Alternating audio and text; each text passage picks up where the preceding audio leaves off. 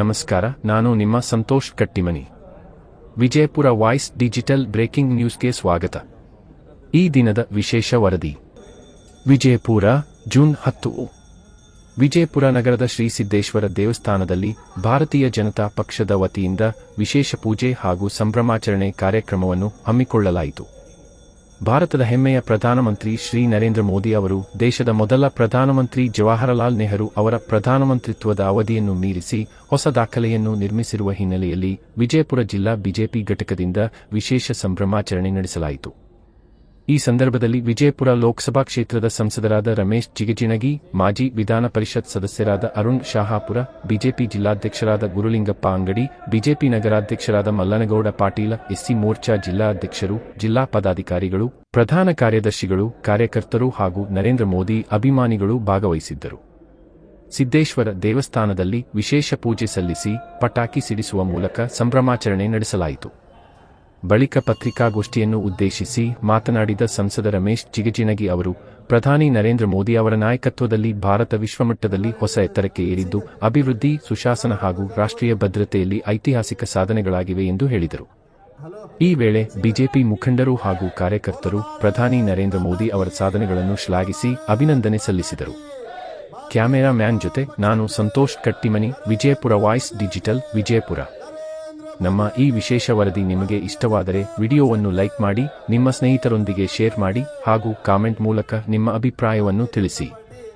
ವಿಜಯಪುರ ಹಾಗೂ ಸುತ್ತಮುತ್ತಲಿನ ತಾಜಾ ಸುದ್ದಿಗಳು, ರಾಜಕೀಯ, ಸಾಮಾಜಿಕ ಮತ್ತು ಜನಪರ ವಿಷಯಗಳ ನಿಖರ ಮಾಹಿತಿಗಾಗಿ ನಮ್ಮ Vijayapura voice digital web news channel ಅನ್ನು ಸಬ್ಸ್ಕ್ರೈಬ್ ಮಾಡಿ. ನಿರಂತರವಾಗಿ ನೋಡುತ್ತೇವೆ ವಿಜಯಪುರ ವಾಯ್ಸ್ ಡಿಜಿಟಲ್. ಅವರಿಗೆ ಈ ಅಭಿನಂದನೆಗಳು ಸಲ್ಲಿಸುವ ಸಲುವಾಗಿ ನಮಸ್ಕಾರ. ಭಾರತೀಯ ಜನತಾ ಪಾರ್ಟಿ ವಿಜಯಪುರ ಜಿಲ್ಲೆ ವತಿಯಿಂದ ವಿಜಯಪುರದ ದೇವರಾದ ಶ್ರೀ ಸಿದ್ದೇಶ್ವರ ಹಬ್ಬಗಳಲ್ಲಿ ಸಿದ್ದೇಶ್ವರ ದೇವರಲ್ಲಿ ಪೂಜೆ ಮಾಡಿ ಹಾಗೂ ಈ ಸಂದರ್ಭದಲ್ಲಿ ಅಭಿನಂದನೆ ಸಲ್ಲಿಸಲು ಮೊಟ್ಟ ಮೊದಲನೇದಾಗಿ ಮನಗೌಡ ಪಾಟೀಲ್ ಅವರು ಅವರ 2 ಮಾತುಗಳನ್ನು ಆಡಬೇಕಂತ ಅವರೆಲ್ಲ ವಿನಂತಿ ಮಾಡ್ಕೊಳ್ತೀವಿ. बोलो भारत माता की साउंड जोर बरबेक्री ना. बोलो भारत माता की, ಭಾರತೀಯ ಜನತಾ ಪಕ್ಷಕ್ಕೆ, ನರೇಂದ್ರ ಮೋದಿ ಅವರಿಗೆ, ರಮೇಶ್ ಜಿಗಜಿಣಗಿ ಅವರಿಗೆ, ಸನ್ಮಾನ್ಯ ನರೇಂದ್ರ ಮೋದಿ ಅವರ 12 ವರ್ಷ ಆಡಳಿತದ ಈ ಒಂದು ಸುಸಂದರ್ಭದಲ್ಲಿ ಸನ್ಮಾನ್ಯ ನಮ್ಮ ಜಿಲ್ಲಾ ಅಧ್ಯಕ್ಷರ ನೇತೃತ್ವದಲ್ಲಿ ಭಾರತೀಯ ಜನತಾ ಪಾರ್ಟಿ ವಿಜಯಪುರ ಜಿಲ್ಲೆ ವತಿಯಿಂದ ಇವತ್ತು ಶ್ರೀ ಸಿದ್ದರಾಮೇಶ್ವರ ಆರಾಧ್ಯ ದೈವ ಶ್ರೀ ಸಿದ್ದರಾಮೇಶ್ವರ ಅವರ ದೇವಸ್ಥಾನದಲ್ಲಿ ಪೂಜೆಯನ್ನು ಸಲ್ಲಿಸುವುದರ ಮೂಲಕ ನಾವು ಈ ಕಾರ್ಯಕ್ರಮನ ಆಚರಣೆ ಮಾಡ್ತಾ ಇದ್ದೇವೆ. ಈ ಕಾರ್ಯಕ್ರಮದಲ್ಲಿ ಭಾಗವಹಿಸಿದಂಥ ಜಿಲ್ಲಾ ಅಧ್ಯಕ್ಷರಾದ ಶ್ರೀಯುತ ಗುರುಲಿಂಗಪ್ಪನ ಅಂಗಡಿ ಅವರೇ, 7 ಬಾರಿ ಲೋಕಸಭಾ ಸದಸ್ಯರಾಗಿ ನಮ್ಮ ಸಂಸದರ ರಮೇಶ್ ಜಿಗಜಿಣಗಿ ಸಾಹೇಬ್ರೆ, ಅರುಣ್ ಶಾಪುರ್ ಸಾಹೇಬ್ರೆ, ಪೂಜ್ಯ ಮಹಾಪೌರರಾದ MS ಕರಡಿ ಅವರೇ ಹಾಗೂ ಕಾರ್ಯಕ್ರಮದಲ್ಲಿ ಭಾಗವಹಿಸಿದಂಥ ಗೌರವಾನ್ವಿತ ಎಲ್ಲ ಪಕ್ಷದ ಪದಾಧಿಕಾರಿ ಬಂಧು ಭಗಿನಿಯರು, ಇವತ್ತು ಪ್ರಜಾಪ್ರಭುತ್ವದ ವ್ಯವಸ್ಥೆಯಲ್ಲಿ ಒಂದು ಇತಿಹಾಸ ಪುಟಗಳ ಸೇರುವಂಥ ಒಂದು ದಿನ. ಸನ್ಮಾನ್ಯ ನರೇಂದ್ರ ಮೋದಿ ಅವರು 12 ವರ್ಷಗಳ ಕಾಲ ಸುದೀರ್ಘ ಅತಿ ಹೆಚ್ಚು ಈ ದೇಶದ ಪ್ರಧಾನಮಂತ್ರಿಗಳಾಗಿ ಇವತ್ತು ಸೇವೆಯನ್ನು ಸಲ್ಲಿಸಿದಂಥ ದಿನ. ಬಂಧುಗಳೇ, ಕಳೆದ 12 ವರ್ಷಗಳ ಅವಧಿನಲ್ಲಿ ಭಾರತೀಯ ಜನತಾ ಪಾರ್ಟಿಯ ಸನ್ಮಾನ್ಯ ಶ್ರೀ ನರೇಂದ್ರ ಮೋದಿ ಸರ್ಕಾರ ಈ ದೇಶದಲ್ಲಿ ಆಡಳಿತಕ್ಕೆ ಬಂದ ನಂತರ ಅತಿ ಹೆಚ್ಚು ಕಾಶ್ಮೀರ ಹಿಡಿದು ಕನ್ಯಾಕುಮಾರಿವರೆಗೂ ಅಭಿವೃದ್ಧಿ ಕೆಲಸ ಕಾರ್ಯಗಳನ್ನ ಮಾಡಿ ದೀನ ದಲಿತರ, ಬಡವರ, ಮಹಿಳೆಯರ, ಯುವಕರ ಅತ್ಯಂತ ಅಭಿವೃದ್ಧಿಯನ್ನು ಮಾಡಿದಂಥ ಸರ್ಕಾರ ಯಾವುದಾದ್ರೂ ಅದು ನರೇಂದ್ರ ಮೋದಿ ಅವರ ಸರ್ಕಾರ ಅಂತ ಹೇಳಿ ಇವತ್ತು ದೇಶದಲ್ಲಿ ಎಲ್ಲರೂ ಕೂಡ ಮಾತನಾಡ್ತಾ ಇದ್ದಾರೆ. ಬಂಧುಗಳು, ನರೇಂದ್ರ ಮೋದಿ ಅವರು ಪ್ರಧಾನಮಂತ್ರಿಗಳಾದಂಥ ಸಂದರ್ಭದಲ್ಲಿ ಅವ್ರಿಗೇನು ಅನೇಕ ಸವಾಲುಗಳು ಬಂದು, ಕೊರೋನಾ ಅಂತ ಮಹಾಮಾರಿ ಬಂದರೂ ಕೂಡ ದೇಶದಲ್ಲಿ ಎಲ್ಲರಿಗೂ ಕೂಡ ಸುರಕ್ಷಿತವಾಗಿ ವ್ಯಾಕ್ಸಿನ್ ಅನ್ನು ಹಾಕಿ ಎಲ್ಲರಿಗೂ ಕೂಡ 81 ಕೋಟಿ ಜನರಿಗೆ ಬಡವರಿಗೆ ಉಚಿತ ಆಹಾರವನ್ನು ಹಂಚಿ ಇವತ್ತು ಸಾಕಷ್ಟು ಅಭಿವೃದ್ಧಿ ಕೆಲಸ ಕಾರ್ಯಗಳನ್ನ ಮಾಡಿದ್ರು. ಬಂಧುಗಳೇ, ಕಟ್ಟ ಕಡೆ ವ್ಯಕ್ತಿಗೂ ಕೂಡ ಒಳ್ಳೆಯ ರೀತಿಯಲ್ಲಿ ಸೌಲಭ್ಯ ಸಿಗಬೇಕು, ಕೇಂದ್ರ ಸರ್ಕಾರದ ಯೋಜನೆ ದೊರೆಯಬೇಕು ಅನ್ನತಕ್ಕಂಥ ರೀತಿಯಲ್ಲಿ ಕೆಲಸ ಕಾರ್ಯಗಳನ್ನ ಮಾಡಿದರು. ಅನೇಕ ಇವತ್ತು 2014ಕ್ಕಿಂತ ಮುಂಚೆ ಕಾಂಗ್ರೆಸ್ ನೇತೃತ್ವದ ಮನಮೋಹನ್ ಸಿಂಗ್ ಸರ್ಕಾರ ಇದ್ದಂತ ಸಂದರ್ಭದಲ್ಲಿ ದೇಶದಲ್ಲಿ ಗಡಿಗಳಲ್ಲಿ ಮಾತ್ರ ಅಲ್ಲ, ನಮ್ಮ ದೇಶದ ವಾಣಿಜ್ಯ ನಗರಿ ಮುಂಬೈನಲ್ಲಿ ಕೂಡ ಬಾಂಬ್ ಸ್ಫೋಟ ಆಗ್ತಿತ್ತು, ದೆಹಲಿಯಲ್ಲಿ ಬಾಂಬ್ ಸ್ಫೋಟ ಆಗ್ತಿತ್ತು, ಎಲ್ಲ ರಾಜ್ಯಗಳಲ್ಲಿ ಬಾಂಬ್ ಸ್ಫೋಟ ಆಗ್ತಿದ್ದು ಬಂಧುಗಳು. ಇವತ್ತು ಸಂಪೂರ್ಣವಾಗಿ ಭಯೋತ್ಪಾದನೆಯನ್ನ ಮಟ್ಟ ಹಾಕಿ ಪಾಕಿಸ್ತಾನಕ್ಕೆ ಒಂದು ವ್ಯವಸ್ಥಿತವಾದಂತಹ ಪಾಠವನ್ನು ಕಲಿಸಿದ ಈ ದೇಶದ ಪ್ರಧಾನಿ ಯಾರಾದರೂ ಇದ್ರೆ ಅದು ಸನ್ಮಾನ್ಯ ನರೇಂದ್ರ ಮೋದಿ ಅವರು ಅಂತಕ್ಕಂಥ ಈ ಸಂದರ್ಭದಲ್ಲಿ ಹೇಳಿ. ಅದೇ ರೀತಿಯಾಗಿ ನಮ್ಮ ವಿಜಯಪುರ ಜಿಲ್ಲೆಯಲ್ಲಿ ನರೇಂದ್ರ ಮೋದಿ ಅವರ ನೇತೃತ್ವದ ಸರ್ಕಾರ ಅಸ್ತಿತ್ವಕ್ಕೆ ಬಂದ ನಂತರ ಸನ್ಮಾನ್ಯ ರಮೇಶ್ ಜಿಗಜಿಣಗಿ ಸಾಹೇಬರು ಈ ಜಿಲ್ಲೆಗೆ ತಂದಂತಹ ಅನುದಾನವನ್ನ ನಾನು ಈ ಸಂದರ್ಭದಲ್ಲಿ ಹೇಳಬೇಕಾಗ್ತದೆ. 1,20,000 ಕೋಟಿ ರೂಪಾಯಿನ ಸನ್ಮಾನ್ಯ ರಮೇಶ್ ಜಿಗಜಿಣಗಿ ಸಾಹೇಬರು ತಂದಿದ್ದಾರೆ ಬಂಧುಗಳು. ಇವತ್ತು 6 ಆರೋಪಿಗಳಿರ್ಬೋದು, ರೈಲ್ವೆ ಇರ್ಬೋದು, ವಿಜಯಪುರಕ್ಕೆ ಒಂದು ವಿಮಾನ ನಿಲ್ದಾಣ ಇರ್ಬೋದು, ಜೋಡೈಗಳಿರ್ಬೋದು, ಪಾಟ್ ಇರ್ಬೋದು, ಇನ್ನೂ ಅನೇಕ ಅಭಿವೃದ್ಧಿ ಕೆಲಸ ಕಾರ್ಯಗಳನ್ನ ಸನ್ಮಾನ್ಯ ಜಿಗಜಿಣಗಿ ಸಾಹೇಬರು ತಂದಿದ್ದಾರೆ. ಇವತ್ತು ರಾಷ್ಟ್ರೀಯ ಹೆದ್ದಾರಿಗಳು ಸೋಲಾಪುರ ಚತುಷ್ಪಥ ಹೆದ್ದಾರಿ ಇರ್ಬೋದು, ಚಿಕ್ಕೋಡಿ ಬೀದರ್ ಹೆದ್ದಾರಿ ಇರ್ಬೋದು, ವಿಜಯಪುರ ಹುಬ್ಬಳ್ಳಿ ಇರ್ಬೋದು, ಈ ಎಲ್ಲ ಹೆದ್ದಾರಿಗಳನ್ನ ಈ 12 ವರ್ಷ ಅವಧಿನಲ್ಲಿ ನರೇಂದ್ರ ಮೋದಿ ಅವರ ಸರ್ಕಾರ ನೇತೃತ್ವದಲ್ಲಿ ರಮೇಶ್ ಜಿಗಜಿಣಗಿ ಸಾಹೇಬರು ತಂದಿದ್ದಾರೆ ಅಂತ ಹೇಳಿ ಬಯಸ್ತೀನಿ. ಜೊತೆಗೇನೆ ನಿಮ್ಗೆಲ್ರಿಗೂ ಕೂಡ ಇದೇ ಸಂದರ್ಭದಲ್ಲಿ ಇನ್ನೊಂದು ನಾನು ಸಂತೋಷದ ವಿಷಯವನ್ನ ಹೇಳ್ತೇನೆ. ಅದೇನಪ್ಪಾ ಅಂತಂದ್ರೆ ವಿಜಯಪುರಕ್ಕೆ ಔಟರ್ ರಿಂಗ್ ರೋಡ್ ಸ್ಯಾಂಕ್ಷನ್ ಆಗಿದೆ 150 ಕೋಟಿ ರೂಪಾಯಿ. ಅದನ್ನು ಕೂಡ ನಮ್ಮ 170 ಕೋಟಿ ರೂಪಾಯಿ ಅದನ್ನು ಕೂಡ ಸನ್ಮಾನ್ಯ ನರೇಂದ್ರ ಮೋದಿ ಅವರ ಮುಂದೆ ಕುಂತು ಜಿಗಜಿಣಗಿ ಸಾಹೇಬ್ ಮಾಡ್ಕೊಂಡು ಬಂದಿದ್ದಾರೆ ಅಂತ ನಾನು ಬಹಳ ಹೆಮ್ಮೆಯಿಂದ ಹೇಳ್ತೀನಿ. ಬರುವಂತಹ ದಿನಮಾನಗಳಲ್ಲಿ ನಾವೆಲ್ಲರೂ ಪದಾಧಿಕಾರಿಗಳು ಈ ಜಿಲ್ಲೆಯಲ್ಲಿ ಮತ್ತೆ ಭಾರತೀಯ ಜನತಾ ಪಾರ್ಟಿಯನ್ನು ಅತ್ಯಂತ ಗಟ್ಟಿಯಾಗಿ ಕಟ್ಟಿ ಬರುವಂತಹ ವಿಧಾನಸಭಾ ಚುನಾವಣೆಯಲ್ಲಿ ಅತಿ ಹೆಚ್ಚು ಭಾರತೀಯ ಜನತಾ ಪಾರ್ಟಿ ಶಾಸಕರನ್ನ ಆಯ್ಕೆ ಮಾಡಿ ಮುಂದೆ ನಮ್ಮ ರಾಜ್ಯದಲ್ಲಿ ಮತ್ತೆ ಭಾರತೀಯ ಜನತಾ ಪಾರ್ಟಿ ನರೇಂದ್ರ ಮೋದಿ ಅವರ ನೇತೃತ್ವದಲ್ಲಿ ಸನ್ಮಾನ್ಯ ಜಿಗಜಿಣಗಿ ಸಾಹೇಬರ ನೇತೃತ್ವದಲ್ಲಿ ಬರ್ತದೆ ಅನ್ನುವಂಥ ಮಾತನ್ನು ಈ ಸಂದರ್ಭದಲ್ಲಿ ಹೇಳಿ ನನ್ನ 2 ಮಾತು ಮುಗಿಸ್ತೇನೆ. ಜೈ ಹಿಂದ್, ಜೈ ಕರ್ನಾಟಕ.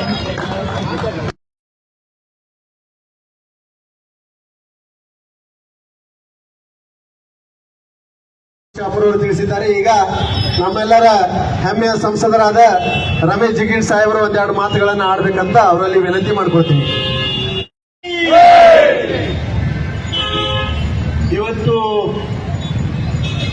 ಅತ್ಯಂತ ನಮ್ಮೆಲ್ಲರ ಅದೃಷ್ಟ ದಿವಸ ಅಂತೇಳಿ ನಾನು ಭಾವಿಸ್ಕೊತೀನಿ.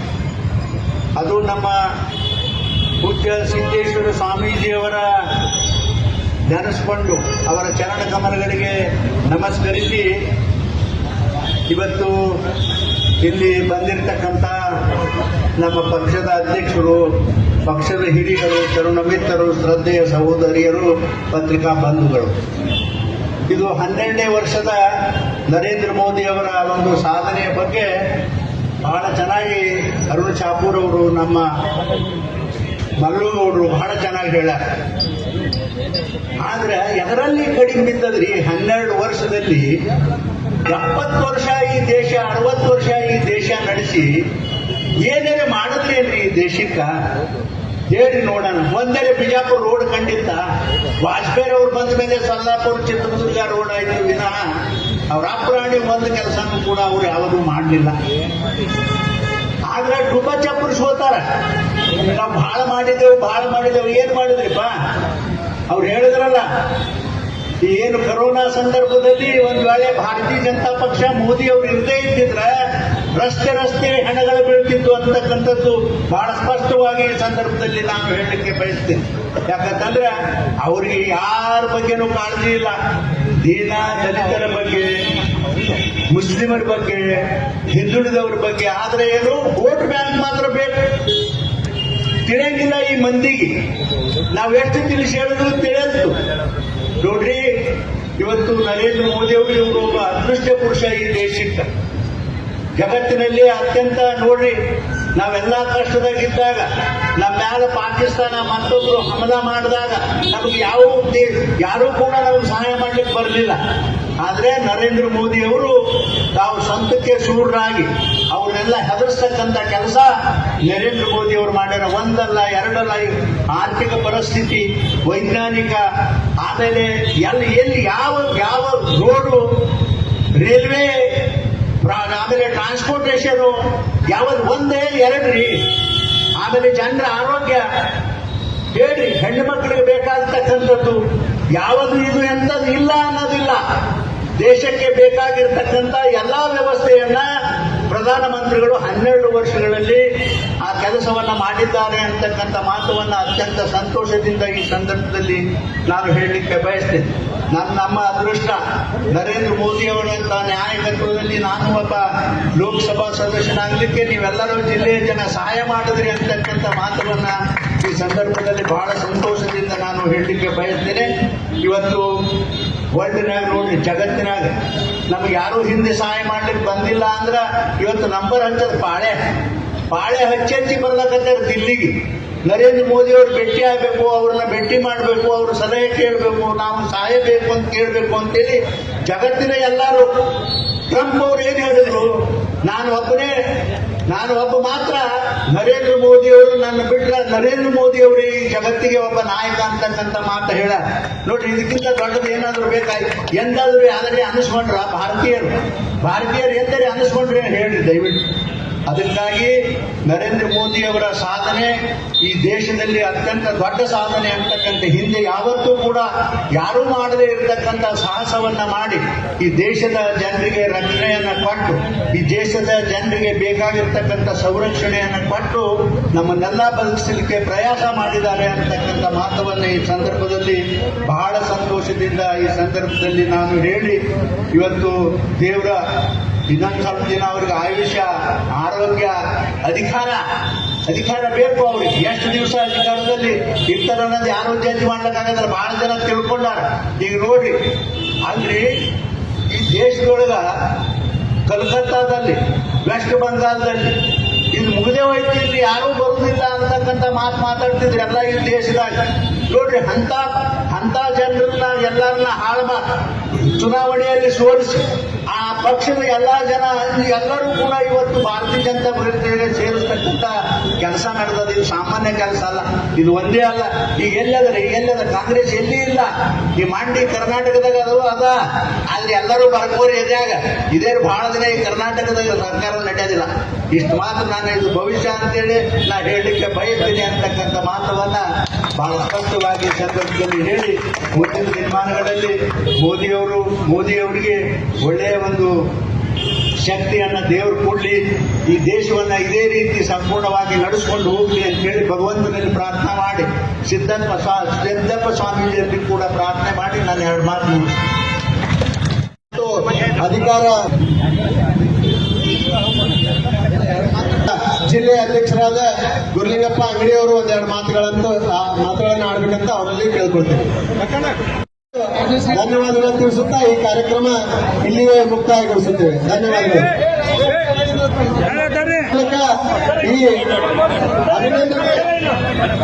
ಈ ಅಭಿನಂದನೆ बोलो भारत माता की।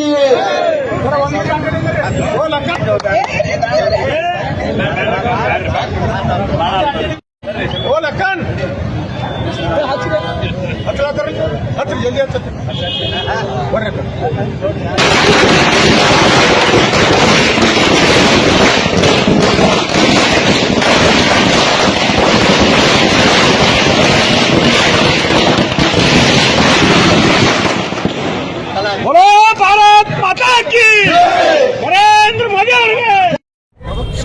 ಮೋದಿ ಸಾಹೇಬರ ಆಡಳಿತೆಯ ಕಾರ್ಯಕ್ರಮದಲ್ಲಿ ನಾವೆಲ್ಲರೂ ಇವತ್ತು ಸಂತೋಷದಿಂದ ಭಾಗಿಯಾಗಿ 12 ವರ್ಷದಲ್ಲಿ ಮೋದಿಯವರ ಸಾಧನೆಗಳು ಅತ್ಯಂತ ಭೀಕರವಾದ ಸಾಧನೆಗಳು, ಈ ದೇಶಕ್ಕೆ ಕೊಟ್ಟಿರ್ತಕ್ಕಂಥ ಕೊಡುಗೆ ಹಿಂದೆ ಯಾವ ಸರ್ಕಾರವೂ ಯಾವ ನಾಯಕರು ಕೂಡ ಈ ದೇಶಕ್ಕೆ ಕೊಡಲಿಲ್ಲ.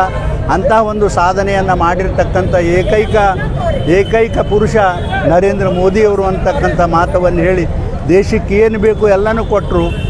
ರೋಡ್ ಕೊಟ್ಟರು, ರೈಲ್ವೆ ಕೊಟ್ಟರು, ಟ್ರಾನ್ಸ್ಪೋರ್ಟೇಷನ್ ಕೊಟ್ಟರು. ಆಮೇಲೆ ನೋಡ್ರಿ, ಕಾಶ್ಮೀರ, ಜಮ್ಮು ಕಾಶ್ಮೀರ, ಲಡಾಖ ಎಲ್ಲ ಅಲ್ಲಿ ಅಭಿವೃದ್ಧಿ ಏನನ್ನೋದು ತೋರಿಸ್ಕೊಡ್ತಕ್ಕಂಥ ಪ್ರಯಾಸ ಮಾಡಿದ್ರು. ಈ ದೇಶದಲ್ಲಿ ಮಾಡಿರ್ತಕ್ಕಂಥ ಪ್ರಗತಿ ಇಡೀ ಜಗತ್ತಿನಲ್ಲಿ ಜನ ಹೊಗಳಕತ್ತಾರ. ಜಗತ್ತಿನ ಜನ ಕ್ಯೂ ಹಚ್ಚಾರ.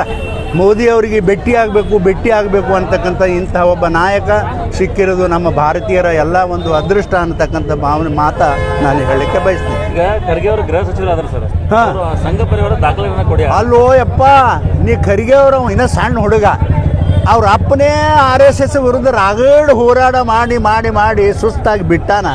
ಇವ್ಯಾವ ತಪ್ಪಲ್ರಿ ಇವನು ಹುಡುಗ. ಅವ ಭಾಳ ಆದ್ರೆ ಅವನು ಹೋಮ್ ಮಂತ್ರಿ ಆಗಿರ್ಬೇಕು. ಹೋಮ್ ಮಂತ್ರಿ ಆಗಿ ಹೋಮ್ ಮಿನಿಸ್ಟರ್ ಆಗಿ ಏನು ಮಾಡ್ತಾನೆ ಹಾಂ? ಅವ್ರ ಅಪ್ಪಗೆ ಮಾಡ್ಲಿಕ್ಕಾಗಿಲ್ಲ, ಇವೇನು ಮಾಡ್ತಾನಪ್ಪ ಒಂದು ಸ್ವಲ್ಪ ಆರಾಮಾಗಿರಲಿ. ದಾಖಲೆ ರೆಡಿ ಇಟ್ಕೋರಿ ಅಂತ ಹೇಳಿ ಏನು ನೋಂದಣಿ ಮಾಡ್ಕೋತಾನೆ? ಸಂಘ ಪರಿವಾರ RSS ಅನ್ನ ನೋಂದಣಿ ಮಾಡ್ಕೋ. ಅಲ್ಲ ಏನು ಮಾಡ್ತಾನತ್ರಿ ಅಮ್ಮ? ಏನು ಮಾಡ್ತಾನೆ ಅವ್ರು? ಪಿಸಾಸಿ ಮಾತು ಹೋಗ್ತಾನೆ ಅವ್ರು ಜಲ್ದಿ. ನಾ ಹೇಳಿನಲ್ಲ ಈಗ ಇದು ಭಾಳ ದಿನ ಇರಂಗಿಲ್ಲ. ಯಾಕಂದ್ರೆ ಇಂಥವೆಲ್ಲ ಉಪಾಧ್ಯಾಪಿ ಮಾಡೋದ್ರಿಂದ ಈ ಸರ್ಕಾರ ಉಳಿಯೋದಿಲ್ಲ. ನಡ್ರಿ.